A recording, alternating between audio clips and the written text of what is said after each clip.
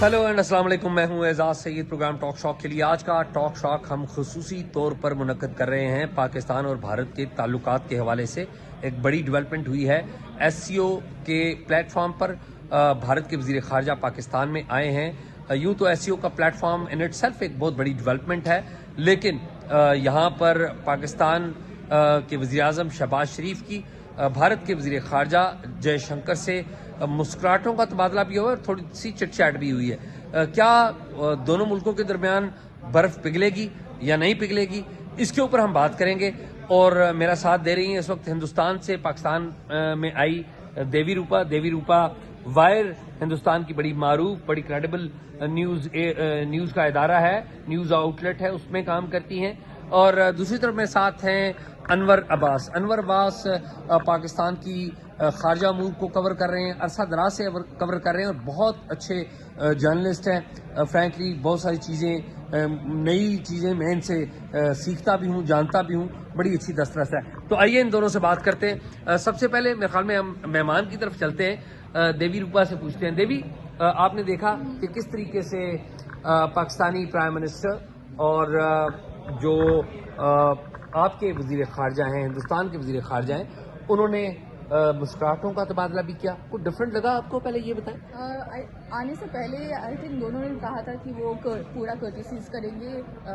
हमारे foreign minister जो ने कहा था कि he will be very polite and courteous as he want to be, and आपके फॉरेन मिनिस्टर ने भी कहा था कि फुल प्रोटोकॉल दिया जाएगा and there will be warm to welcome for the foreign ministers. I think वही हुआ है कि दोनों ने कहा है कि बेसिकली ऐसे सिचुएशन में प्लेजेंट्रीज ही एक्सचेंज किए जाते हैं and they would not be any other, और कुछ तो करने का कोई चांस होता नहीं है इसमें। तो हैंडशेक तो होना ही था एंड स्माइल्स भी एक्सचेंज होना ही था। नहीं, लेकिन हमने ये देखा कि बाजी में अगर 2023 में मैं गोवा में था, मैं आप भी बड़ा फॉलो कर रही थी गोवा में, तो उस वक्त तो ऐसा नहीं हुआ, पब्लिकली ऐसा नहीं हुआ। जयशंकर जी और पाकिस्तान के जो फॉरेन मिनिस्टर हैं बिलावल गो के, वो वहां पर थे, हाथ भी नहीं मिलाया और प्लेजेंट्रीज भी एक्सचेंज नहीं हुई। तो डिफरेंट कुछ लगा आपको? आई थिंक उस समय India was the host, so at the moment India is a guest here and it will follow the जो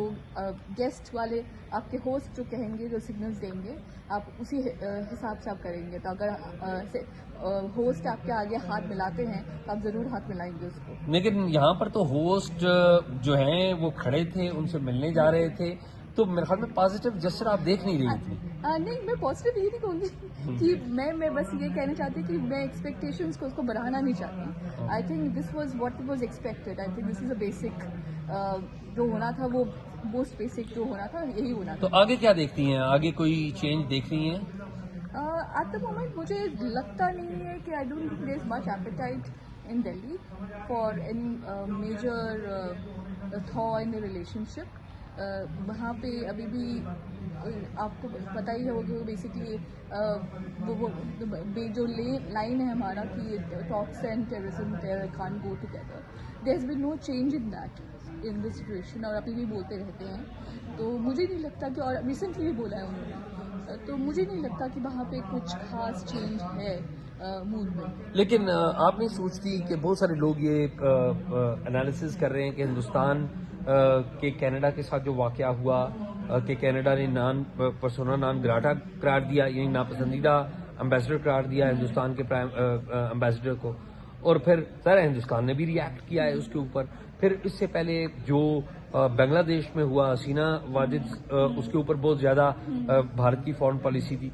तो इन दिनों मेरे ख्याल में बहुत सारे लोग ये बात कर रहे हैं कि शायद कुछ चैलेंजेस आए हैं भारत की फॉरेन पॉलिसी में, और शायद ये वही चैलेंजेस हैं जिनको दूर करने के लिए खुद फॉरेन मिनिस्टर यहाँ पर आए हैं। तो you still think that it will continue the same way with Pakistan? Continue because जो यहाँ पे फॉरेन मिनिस्टर आए हैं उन्होंने कहा है कि मल्टीलैटरल कॉन्टेक्स्ट में आए हैं और ये आना ही था उनको। अगर जो भी अगर उनका मूड था, हमारे आपको पता ही है कि एससीओ जो council of heads of state का समिट था उसमें हमारे मोदी जी नहीं गए थे उसमें।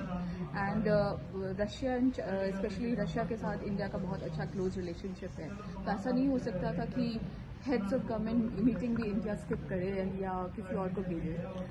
और हेड्स ऑफ गवर्नमेंट में हमेशा ही अभी तक जब से इंडिया एंड पाकिस्तान 2017 से हम मेंबर हैं, तो हेड्स ऑफ गवर्नमेंट में कभी प्राइम मिनिस्टर नहीं आते। It is always done at the ministerial level India से। सो इसमें मुझे नहीं लगता कि इससे कोई मैंने कोई relation you can say with any other Bangladesh और द कनाडा इशू, ये तो पहले से डिसाइड हो गया था। लेकिन मुझे ये बताइए कि इस सारे अमल में एक और बड़ी डेवलपमेंट हुई। वो बड़ी डेवलपमेंट ये हुई कि नवाज शरीफ साहब ने एक बड़ा पॉजिटिव बयान दिया, स्टेटमेंट दिया, उसका भी असर था ये जो बातचीत हुई है। आई थिंक नवाज शरीफ जी ने कहा है कि पीएम आते तो ज़्यादा अपॉर्चुनिटी है, जो मैंने सुना है। बट वही है कि बेसिकली पीएम कभी आते नहीं है। नहीं, लेकिन नवाज शरीफ साहब ने कुछ पुरानी बातों का भी तो तस्करा किया कि जब लाहौर डिक्लेरेशन हुआ उसकी वायलेशन की गई, वो कुछ ऐसी बातें, पॉजिटिव एक जेस्चर तो था। हमें तो यहाँ पे परसेप्शन तो है कि नवाज शरीफ जी wants good relations with India. In fact, he was supposed to हमारा एक ट्रेड एग्रीमेंट भी होने वाला था एक टाइम पे, जो आई थिंक नवाज शरीफ जी के टाइम पे they were trying to push it also, but there was some I think establishment से कुछ वहाँ पे प्रॉब्लम्स थी। तो हमेशा नवाज शरीफ जी का देयर वाज एक्सपेक्टेशन कब वो PMLN गवर्नमेंट PPP गवर्नमेंट आई है शहबाज शरीफ के अंदर कि शायद कुछ मूवमेंट होगा on the specially trade issues. अच्छा, ये बताइए कि शहबाज शरीफ को कैसा देखते हैं, हिंदुस्तान में कैसा देखा जाता है?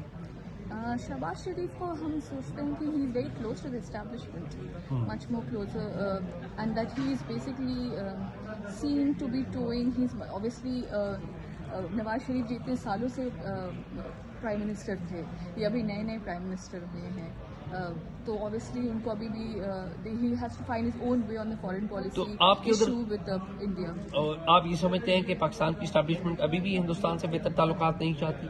आपके वहाँ पर क्या फीलिंग क्या है? I think there is interest, perception तो है कि because of the Pakistan's economy, there is interest perhaps there, and there's more perhaps interest in Pakistan to have closer relations and to have a, but I don't think both sides are able to find a way to get out of it, the rhetoric जो दोनों side में है, तो हम उसे नीचा नहीं कर पा रहे हैं। देवी रूपा, बहुत शुक्रिया।